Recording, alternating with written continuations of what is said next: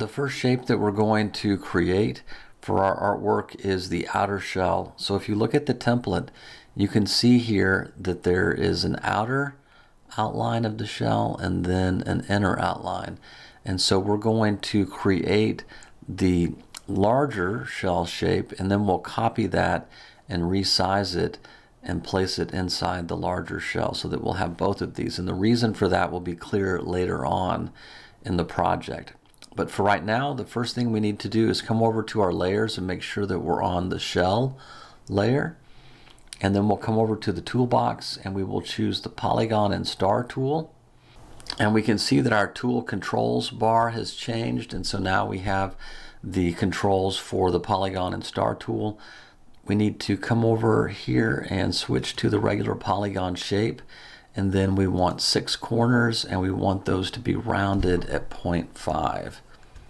And so enter that. And so once I have my settings, I can come into my page area and then I'll click and drag to create the polygon shape. If I hold down on the control key while I do this, it will help me to be able to position the shell upright the way I want it. You can see as I move to the left or right, I can still kind of rotate it, but it kind of keeps it snapped in place. And so I'm going to just create a basic shape and then release that.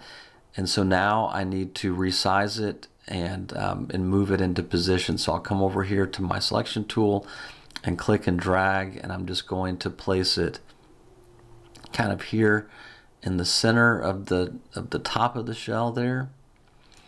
And so you'll notice with this selected that you've got all of these different arrows around the shape. And so these are all handles that you can use to resize your shape. And so I'm going to use the handles in the middle here to just resize one side at a time.